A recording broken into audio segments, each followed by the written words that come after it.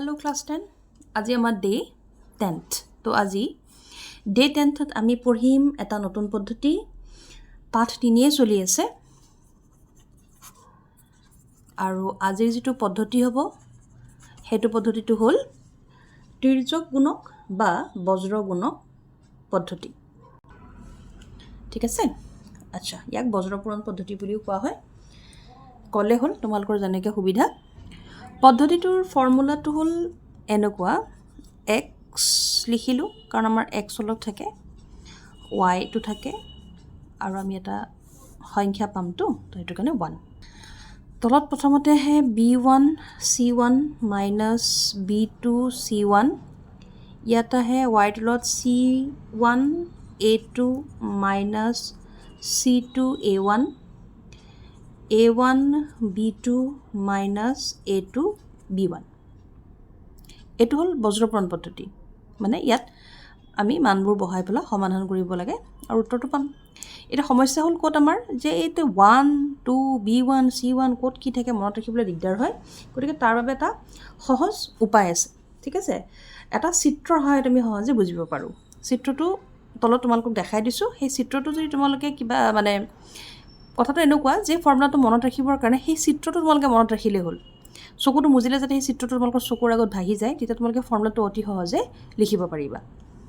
এতিয়া পৰীক্ষাটো লিখিব নালাগে তোমালোকৰ মনত তাৰমানে ভাহি থাকিব লাগিব ঠিক আছে চকুটো মুজাৰ লগে লগে এটো আহিব লাগিব তো ইয়াত একচুয়ালি কি হৈছে চোৱা x y 1 টো লিখিলো লিখি আমি প্ৰথমতে b পৰা আৰম্ভ কৰিম b c a তাৰপিছত b আকৌ তাৰমানে a b c d খনৰ a যেনেকে a b c d হে তেনেকে আমাৰ b পৰা আৰম্ভ ইয়াত b c a আকৌ b পাম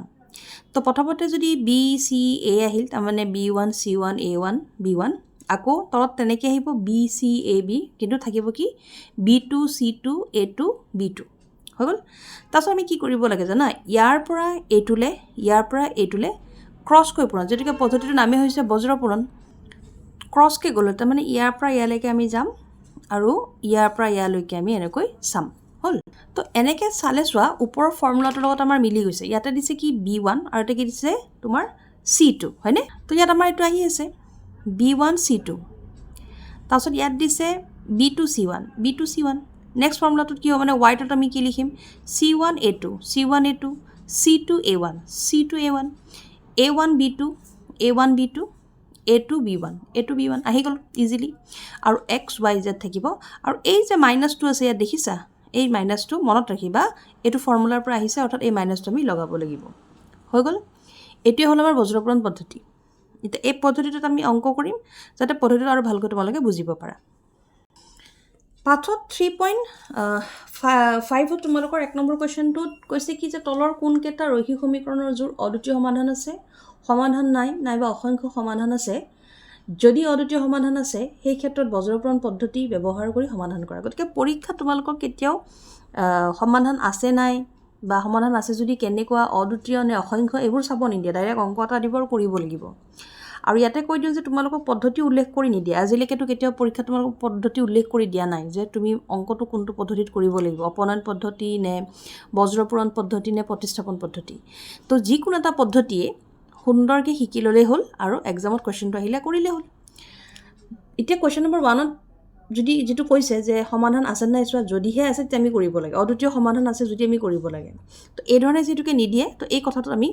সময় নিদিও বিশেষকৈ এই যেটো আমাৰ 30 দিনত 50 60 লব পাৰাকে পঢ়ুৱা গৈছে কাৰণে নিদিও ঠিক আছে তো আমি এনেকটা কৰিম যেটো পৰা আমি পদ্ধতিটো গম পাওঁ বজ্ৰপুৰণ পদ্ধতিটো কি মানে যেটো অংক কৰিলে আমি শিওৰ যে বজ্ৰপুৰণ পদ্ধতি কৰিম আৰু আমি সমাধান পাম তেনেকটা কোৱেশ্চন আমি কৰিম তো তোমালোকৰ এই অনুশীলনীটোৰ কোৱেশ্চন নম্বৰ 3 যিকেটা অংক আছে তাতে কৈছে কি হেকেটা অংকৰ তাৰমানে 100% তোমাৰ সমাধান আছে তো তাৰে আমি যিকোনো এটা অংক কৰি চাম যাতে এই পদ্ধতিটো আমি বুজি পাওঁ ঠিক আছে তাৰছত আমি ইম্পৰ্টেন্স খিনি কৰিম বা মেট্ৰিকত যি আহি গৈছে বা আহাৰ চান্স আছে হেকেটা কোৱেশ্চন আমি বাছি পলা কৰি লম তো আমি কোৱেশ্চন নম্বৰ 3 ৰোমান 1 পে কৰো যাতে আমি পদ্ধতিটো গম পাওঁ যে পদ্ধতিটো কি তো কোৱেশ্চন নম্বৰ 1 ত কোৱেশ্চন দিছে কি 8x + 5y = 9 আৰু 3x + 2y = 4 তো এই ৰৈখিক সমীকৰণটোৰ সমাধান কৰি পেলাই আমি x আৰু y মান ওলাব লাগে আৰু আমি পদ্ধতিটো কোনটো ব্যৱহাৰ কৰিম বজ্ৰপুৰণ পদ্ধতি হয়নে তো প্ৰথমতে আমি সমাধানত লিখিম 8x plus 5y equals to 9 আমাৰ এইটো দিলোঁ আমি 8x plus 5y আৰু এই 9টো ইফালে আহিব বজ্ৰপ্ৰাণ পদ্ধতি কৰিব হ'লে সমান চিহ্নৰ ইফালে আমি 0 ৰাখিব লাগে তো এইবোৰ আমাৰ এইটো পদ্ধতি নম্বৰ 1 সমীকৰণ নম্বৰ 1 আৰু সেকেন্ডটো দিছে 3x plus 2y equals to 4 3x plus 2y 4 to ফেলে minus 4 হ'ব 0 এটো হ'ল আমাৰ সমীকৰণ নম্বৰ 2 এখিনিকে হ'ল লিখা তাৰ পিছত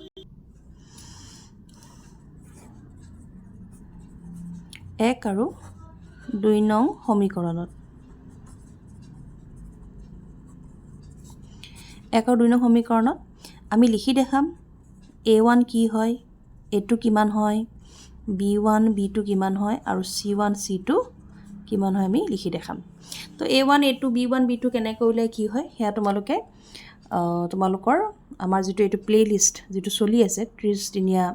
ম্যাথছৰ ক্লাস তাতে ভিডিও নম্বৰ 7 স্ক্ৰিনত আহি আছে ডে 7 এৰ ভিডিওটো চালে বুজি পাবা তো প্ৰথমতে ইয়াতে আমি মানকেইটা বহাই দিলো কোনটো কিমান হয় হল তাৰপিছত আমি উল্লেখ কৰিম যে বজ্ৰগুণন পদ্ধতি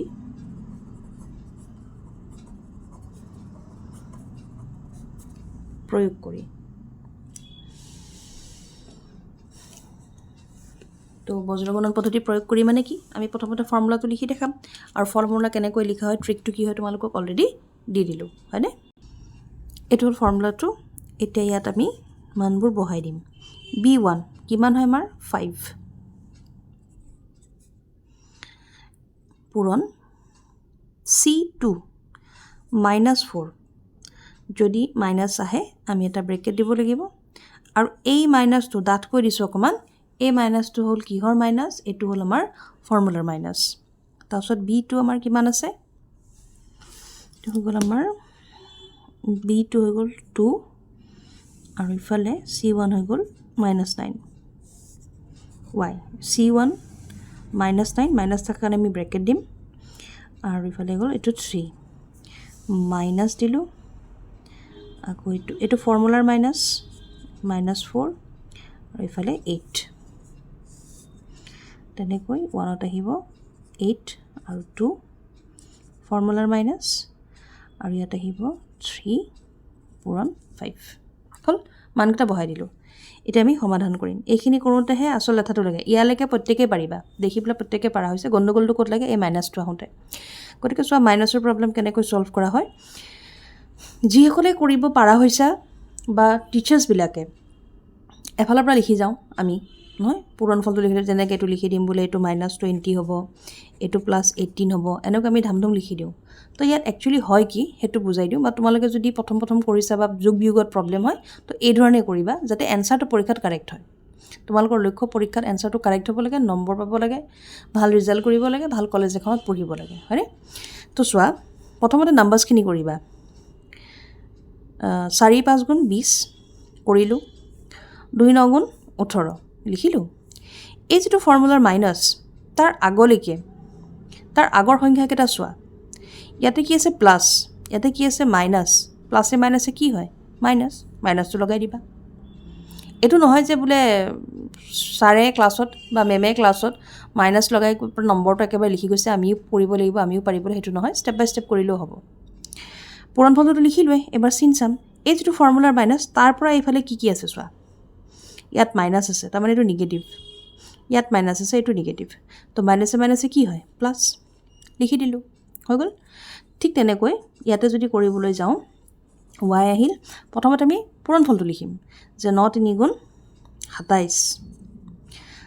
8 4 গুণ বা 4 8 গুণ 32 এবাৰ চিনটো চাম এইটো ফৰ্মুলাৰ মাইনাস তাৰ আগলে মাইনাস আৰু প্লাসে মাইনাসে কি হ'ব আমাৰ মাইনাস এইটো ফৰ্মুলাৰ মাইনাস তাৰ পৰা এইফালে মাইনাসে কি হয় প্লাস আৰু ইয়াতে প্লাস আছে অৰ্থাৎ আমাৰ আনসাৰটো কি হ'ব প্লাস ইয়াত আহিলো 8 2 গুণ 16 3 5 গুণ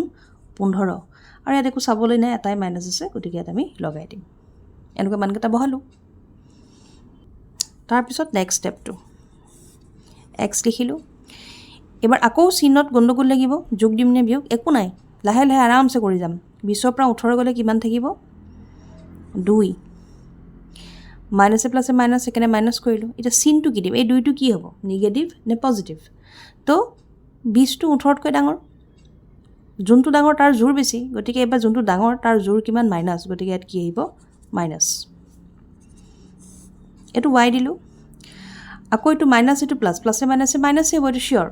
আগত সৰু আছে পিছত ডাঙৰ আছে এইটো কথা নহয় প্লাছে মাইনাছে মাইনাছ গতিকে মাইনাছ এইটো চিয়'ৰ তো 32ৰ পৰা যদি 27 যায় কিমান থাকিব 5 এতিয়া 5টো নিগেটিভ হ'ব নে পজিটিভ কোনটো ডাঙৰ সেইটো চাম 32টো ডাঙৰ প্লাছ আছে গতিকে এইটো প্লাছ 16ৰ পৰা 15 গ'লে 1 যেহেতুকে ই ডাঙৰ ইয়াতকৈ ইয়াৰ আগত একো চিনে মানে কি আছে এটা প্লাছ অৰ্থাৎ এইটো কি হ'ব প্লাছ ঠিক আছে এইখিনিলে তাৰপিছত এতিয়া আমি পালোঁ কি যে x বাই -2 আৰু শেষত আছিলে 1/1 হয়নে আৰু এটা পালোঁ কি y বাই 5 আৰু আছিলে 1/1 তো ইয়াত আকৌ আমি বজ্ৰ পূৰণ কৰিম x এগুণ x হ'ব 2 এগুণ 2 প্লাছ মাইনাছে প্লাছে কি হ'ব মাইনাছ ইয়াতেও একেই y এগুণ y আৰু 5 এগুণ 5 অৰ্থাৎ হৈ গ'ল আৰু x সমান -2 y সমান 5 অৰ্থাৎ x y যিটো ভ্যালু আমাক সুধিছিলে কিমান হ'ব মান তো x ৰ মান হ'ব -2 আৰু y ৰ মান হ'ব 5 এই ধৰণে বজ্ৰপূৰণ পদ্ধতি কৰা হয় তোমালোকৰ অনুশীলনী 3.5 ৰ 2 নম্বৰৰ প্ৰশ্ন আটাইকেইটা ইম্পৰ্টেণ্ট যিমানকেইটা দিয়া আছে গোটেইকেইটাই ইম্পৰ্টেণ্ট হয় পৰীক্ষাত কোনটোহে ঠিক নাই টোটেল 5টা দিয়া আছে এই গোটেই 5টাৰ মই তোমালোকক এই ভিডিঅ'টোত ৰোমান 2 আৰু ৰোমান 3 আৰু 5 মানে দুটা কৰি দিম আৰু পিছলৈ যেতিয়া সম্পূৰ্ণ এটা এটাকৈ চেপ্টাৰৰ প্ৰতিটো অংক কৰোৱা ভিডিঅ' হ'ব তাত তোমালোকে বাকিখিনি পাবা ইয়াত মই তোমালোকক সদ্যহতে 2ৰ 5টাৰ 3টা কৰি দিম ঠিক আছে তো কোৱেশ্চন নম্বৰ 2 ৰোমান 2 কি দিছে কৈছে কি যে কেৰ কি মানৰ বাবে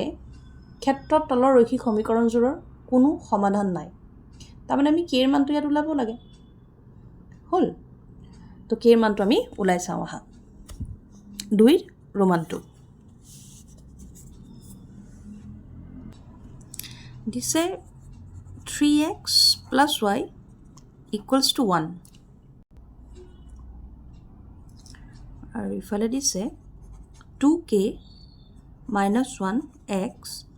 plus k minus 1y আৰু 2k plus 1 সমীকৰণটো দেখিয়ে ভয় লগা নাই জানো কেনেকুৱা দিছে কেনেকুৱা এনসাৰ ওলাম নহয় আসলতে সমীকৰণটো তোমালোকে ভালকৈ চোৱা এইটো বৰ সহজেই যেনেকৈ এই এক্সটোৰ লগত এই তিনিটো এটা সংখ্যা আৰু y ৰ লগত একো নাই মানে এটা সংখ্যা তেনেকৈ এই এক্সটোৰ লগত এই গোটেইটো এটা সংখ্যা y টোৰ লগত এই গোটেইটো এটা সংখ্যা আৰু একটো যেনেকৈ এটা গোটা সংখ্যা হৈ আছে চলকবিহীন ইও এটা গোটা সংখ্যা হ'ল এতিয়া লিখিম আমি কি এতেকে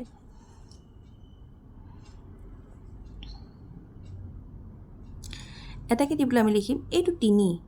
তাৰমানে a1 আৰু তলত 2k - 1 তাৰমানে এইটো সমান দিলোঁ দি পেলাই লিখিম 1 এইটো মানে b1 এইটো হ'ল b2 তাৰপিছত দিলোঁ c আৰু ইয়াতে হ'ব তোমাৰ এইটো c2 দেখিলে গম পোৱা যায় যে এইটো অৰ্থাৎ c1/c2 ইহঁতৰ লগত ইকুৱেল নহয় গতিকে আমি লিখি দিম কি নট ইকুৱেল সমান নহয় যদি সমান নহয় তেতিয়াহ'লে আমাক এইখিনি দৰকাৰ নাই আমি এইখিনিতে সমাধানটো ওলাব পাৰিম লিখি উঠি পেলাই এই তিনিটোৰ লগত k - 1ক বজ্ৰ পূৰণ কৰিম আৰু 1ৰ লগত এইটো অৰ্থাৎ 1 এদি যি পূৰণ কৰোঁ সেইটো পদে হয় তাৰপিছত 3k - 3 2k - 1 হ'ল যিসকলে মেথছটো জানা বা পাৰা বা বুজি পাইছা এই লাইনটো নিলিখিলেও হ'ব তোমালোকে direct 3 × k 3k 3 into 1 3 into 1 3 লিখিব পাৰা 2 into 2k 2k হ'ব 1 into 1 1 হ'ব হৈ গ'ল লিখি দিলা লিখি ইয়াতে 3k আছে এইটো ইফালে আহিলে কি হ'ব মাইনাছ 2k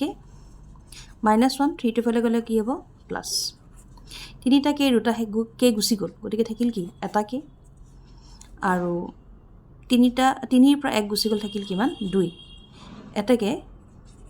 কে ৰ মানটো কিমান হ'ব 2 আমাক কে ৰ মানে সুধিছিলে নহয় তো কে ৰ মানটো কি হ'ব 2 তো লাষ্টত আমি কি লিখিম অৰ্থাৎ কে ৰ মান 2 ৰ বাবে সমীকৰণ জোৰৰ কোনো সমাধান নাই আৰু ইয়াতে আমাৰ এই অংকটো হৈ গ'ল পৰীক্ষাত আহিলে ধুনীয়াকৈ তোমালোকে 2 বা 3 যি নম্বৰ থাকে পাবা এবাৰ আমি ৰোমান 4 টো কৰি চাওঁ এবাৰ কৰিম আমি ৰোমান 4 টো কি দিছে 3k plus 1x plus 3y minus 2 আৰু ইফালে দিছে এটা 0 নেক্সটত দিছে k square plus 1x plus k minus 2 whole into y minus 5 equals to 0 তো এই দুটা হল আমাৰ সমীকৰণ হল সমীকৰণ জোৰৰ পৰা আমি দেখা দেখি গম পাইছো যে আমাৰ a1 by a2 b1 by b2 আৰু c1 by c2 যদি আমি লিখিবলৈ যাওঁ তেতিয়া c1 by c2 not equal হ'ব তাক আমি সময় বচাবলৈ পৰীক্ষাত ডাইৰেক্ট লিখি দিম এক্সামিনাৰে বুজি পাব ঠিক আছে আগৰ নিচিনাকৈ 3k plus 1 মানে a1 a2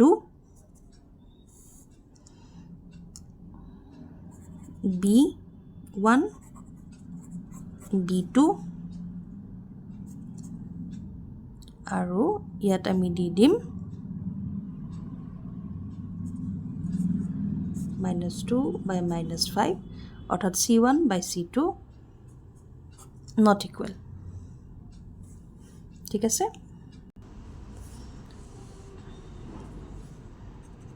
কোনো মান নাই গতিকে c1 by c2 not equal দিলো কোনো সমাধান নাই যেটো শৰ্ত সেই শৰ্ত মতে এতিয়া আমি ইয়াত লিখিম 3k plus 1 k square plus 1 a2 আৰু a2 হল লিখি পলা ইয়াতে আমি ক্ৰস মানে বজ্ৰপূৰণ কৰিম তো এই ধৰণে এবাৰ আমি লিখিলম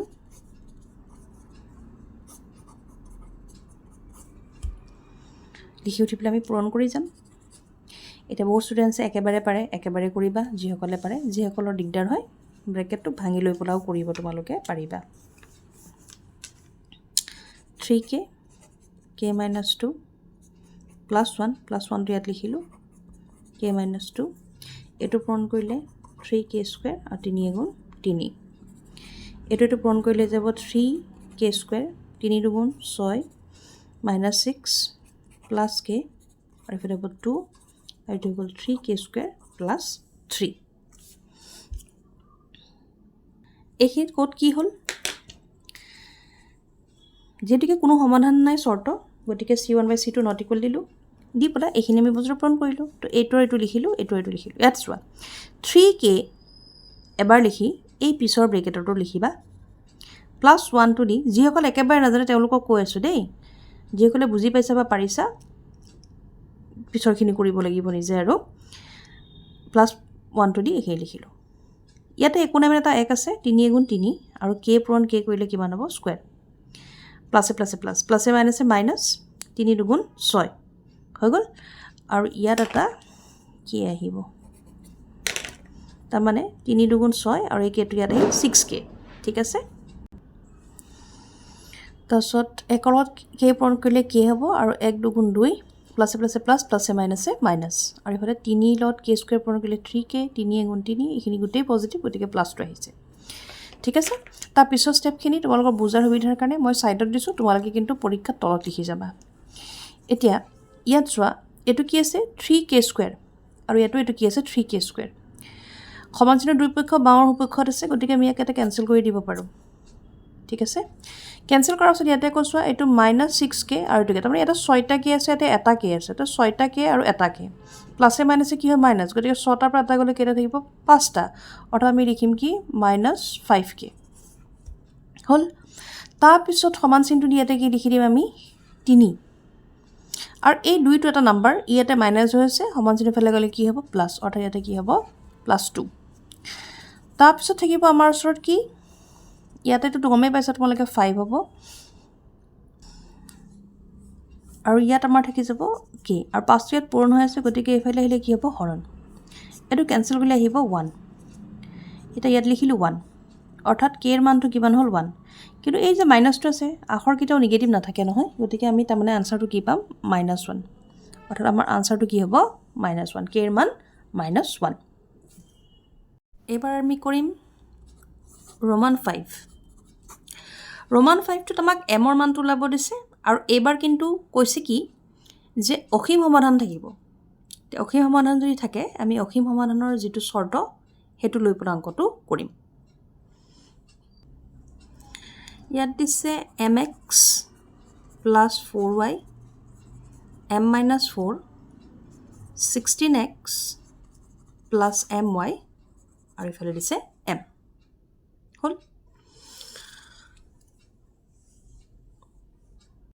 অসীম সমাধানৰ শৰ্তটো আছিল কি a1/a2 b1/b2 আৰু c1/c2 কে গুটেকেটা ইকুৱেল হয় তাৰমানে আমি এনেকৈ লিখিম এটাকে a1 m হয় ইয়াত a2 16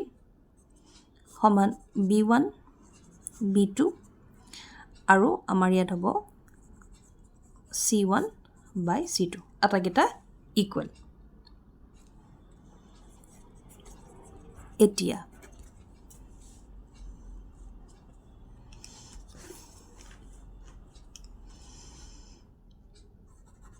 m/16 আৰু ইফালে a2 বজ্ৰপূৰণ কৰি দিয়া বজ্ৰপূৰণ কৰিলে m আৰু m পূৰণ কৰিলে কি হ'ব m² আৰু ইফালে হ'ব 16 পূৰণ 4 16 পূৰণ 4 কৰি যদি দিও আমি তে আমি কিমান পাম ইয়াতে 16 4 গুণ কিমান হ'ব 64 ইয়াৰ স্কয়াৰটো আছে আমাক অনলি m ৰ মান লাগে গতিকে আমি এটো লিখিম আৰু আমি ইয়াতে m ৰ মান পাম 8 মনত ৰাখিবা ৰুটৰ পৰা থাকিলে নাম্বাৰটো প্লাস মাইনাস দুইটাতে আহে তাৰমানে এই 8 টো হয় পজিটিভ হ'ব পাৰে নতুবা নেগেটিভ হৈ গল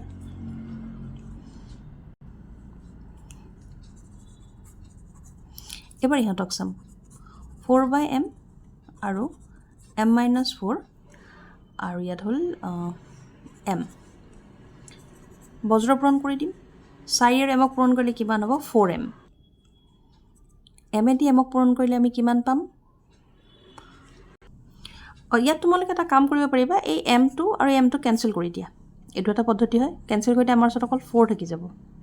তুমি এটা 1 আছে 4 গুণ 4 আৰু ইফালে থাকিব 1 গতিকে এটো পূৰণ কৰিলে m-4 হ'ব তাৰ পিছত আমি -4 টো ইফালে আহিলে হ'ব প্লাস আৰু ইয়াত থাকিব আমাৰ m এটাকে m = কিমান হ'ব 8 অৰ্থাৎ আমি দেখিছো এটা প্লাস মাইনাসৰ 8 আৰু ইয়াতে +8 তাৰমানে এপ্লাইটো শিওৰ যে m ৰ মানটো আমাৰ কি হ'ব +8 তো আমি লাষ্টত লিখিম কি এটাকে নিৰ্ণয় m ৰ মান সমান 8 এটো হল আমাৰ ইয়াৰ উত্তৰ এবাৰ আমি কৰিম কোৱেশ্চন নম্বৰ 4 ৰ টোটাল 5টা প্ৰশ্ন আছে তাৰে ৰোমান 5 টো কৈছে কি যে এটা আয়তৰ দৈৰ্ঘ্য যদি দৈৰ্ঘ্য 5 একক হ্ৰাস আৰু প্ৰস্থক 3 একক বৃদ্ধি কৰা হয় তেন্তে ইয়াৰ কালি 9 বৰ্গ একক হ্ৰাস হয় যদি ইয়াৰ দৈৰ্ঘ্য 3 একক আৰু প্ৰস্থ 2 একক বৃদ্ধি কৰি দিয়া হয় তেন্তে কালি 67 বৰ্গ একক বৃদ্ধি পায় আয়তৰ দীঘ আৰু প্ৰস্থ ওলোৱা তো এতিয়া চোৱা অংকটো কৰাৰ আগতে তোমালোকৰ আয়ত সম্পৰ্কে ধাৰণাবোৰ থাকিব লাগিব এইটো এটা ধৰি লোৱা আয়ত ঠিক আছে এই আয়তটোৰ এয়া হ'ল কি দিশ আৰু এয়া হ'ল কি প্ৰস্থ আয়তৰ বিপৰীত বাহু সমান হয় তাৰমানে দিশ আৰু প্ৰস্থ সমান থাকে হ'ল এতিয়া প্ৰশ্নটোত আমাক এই দিশটো কিমান হ'ব আৰু প্ৰস্থটো কিমান হ'ব ওলাব দিছে দিশ আৰু প্ৰস্থ ইয়াক ওলাবৰ কাৰণে যুক্তি যিখিনি দিছে তাতে আমি যদি চাওঁ আমি বাৰে বাৰে এটা শব্দ দেখিছোঁ কি কালি তাৰমানে আমাক কালিটোৱে হ'ব মেইন ইয়াৰ এনচাৰ ওলোৱাৰ হিণ্ট ইংগিত এটা তো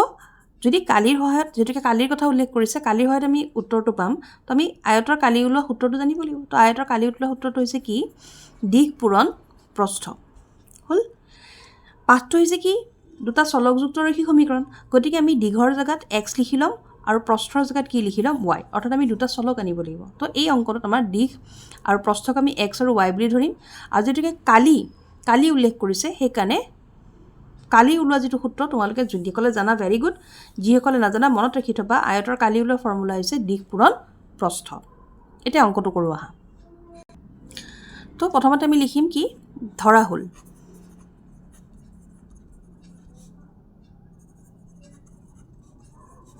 আয়তটোৰ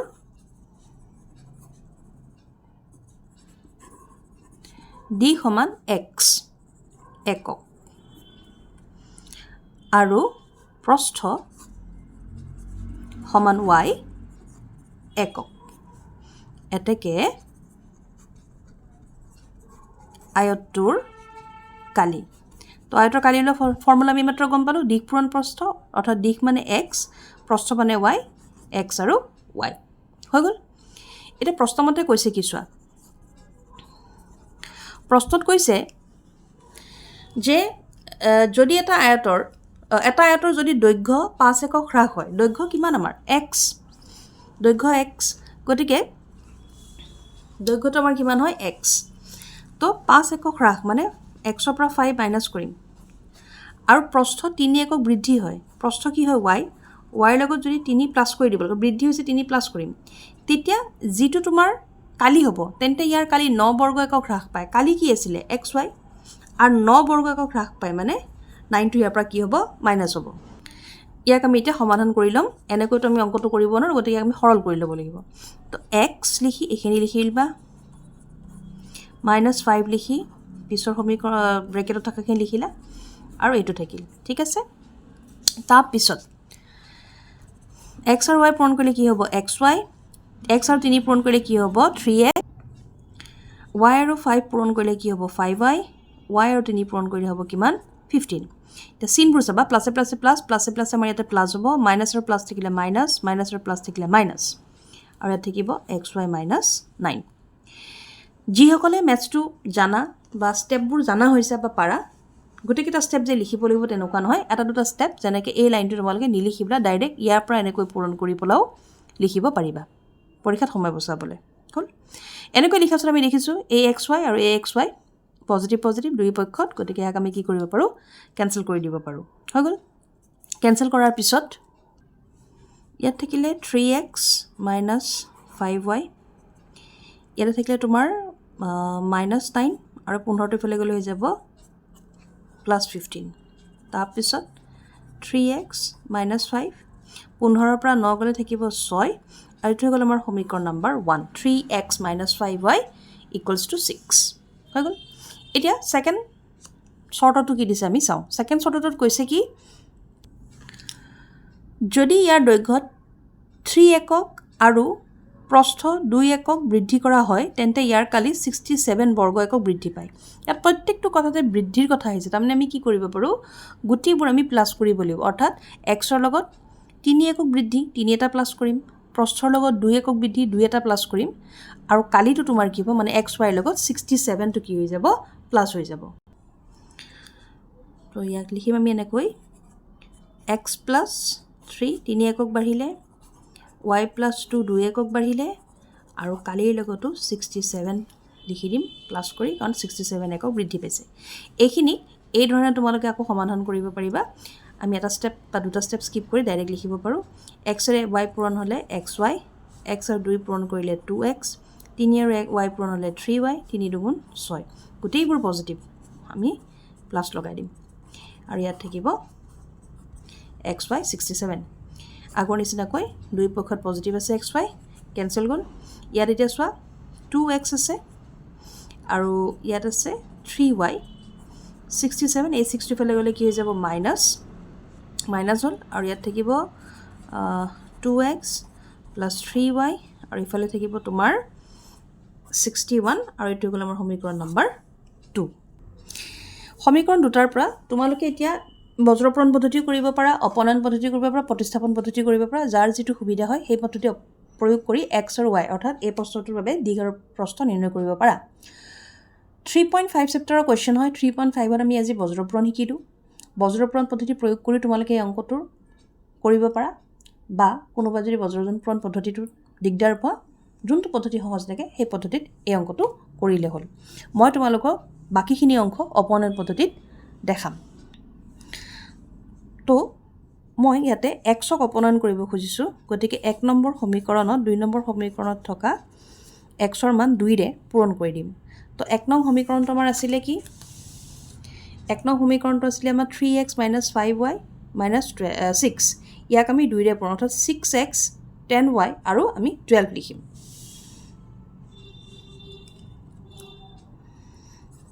6x minus 10y আৰু ইয়াতে থাকিব 12 তাৰপিছত 2 নং সমীকৰণত মই 1 নং সমীকৰণত x ৰ লগত 3 আছে 3 টো বহাই পেলাই সমাধান কৰিম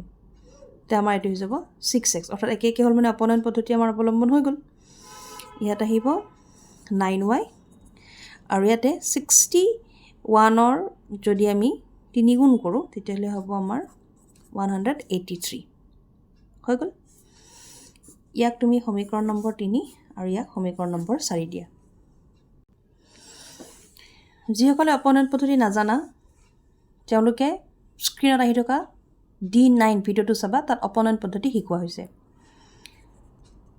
গতিকে ইয়াতে মই স্পিডত কৰি দিছো ইয়াত আহিব তোমাৰ মাইনাস এটো কেনসেল গ'ল ইয়াত থাকিব তোমাৰ -19 ইয়াত হৈ যাব তোমাৰ -171 y মাইনাস মাইনাস কেনসেল গ'ল 171 আৰু ইফালে পূৰণ হৈছে ইফালে আহিলে হৰণ হ'ব আৰু 19 9 গুণ 171 এটাকে y ৰ মান হৈ গ'ল কিমান 9 তো আমি ইয়াৰ পৰা অতি সহজে অপনয়ন পদ্ধতি প্ৰয়োগ কৰি y ৰ মানটো আমি পালো কিমান 9 তো নেক্সট আমি লিখিম যে y ৰ মান তোমালোকৰ যোনটো সমীকৰণ লিখিব মন যায় লিখিব পাৰা মই সদ্যহতে সমীকৰণ নম্বৰ 2 লিখিম y ৰ মান 2 নঙত বহুৱাই তো 2 নং সমীকৰণটো হৈছে আমাৰ 2x + 3y ইফালে 61 2 দিলো x নাজানো 3 দিলো y এইমাত্ৰ আমি উলালো কিমান 9 আৰু ইফালে 61 2x 3 9 গুণ আমাৰ 27 আৰু ইয়াত থাকিল 61 তোমালোকে তলত লিখিবা এখিনি আকবাৰ কৈছো 2x + 3y 61 লিখিলো y ৰ মান 2 নং সমীকৰণ হয় 2 নং সমীকৰণটো আমি লিখি দিলো 2x y মানে আমি মাত্ৰ সমাধান কৰি পালো 9 তো 3 9 গুণ 27 আৰু 61 ইয়াৰ পিছত তোমালোকে তলত কৰিবা মই তোমালোকক বুজাৰ সুবিধাৰ বাবে কাষতে লিখি দিছো ইয়াত আহিব 2x 61 এটো প্লাস হয় এফালে গলে কি হ'ব -27 61 ৰ পৰা 27 মাইনাস কৰিলে থাকিব 34 ইয়াতে x2 হৈ আছে x ৰ 2 টো পূৰণ হৈছে এফালে গলে কি হৈ যাব হৰণ হল আৰু ইয়াক যদি আমি কৰো 17 হ'ব 2 গুণ 2 1 বাই 14 2 7 গুণ 14 এটাকে x ৰ মান কিমান হল 17 তো আমাক সুধিছিলে কি প্ৰশ্নটোত আয়তটোৰ দীঘ আৰু প্ৰস্থ অৰ্থাৎ বা নিৰ্ণয় যি লিখা দীঘ আছিল x মানে কিমান 17 একক আৰু প্ৰস্থ আছিল y মানে আমি 9 পাইছো তো প্ৰস্থ হ'ব 9 একক এটো হল আমাৰ ইয়াৰ আনসাৰ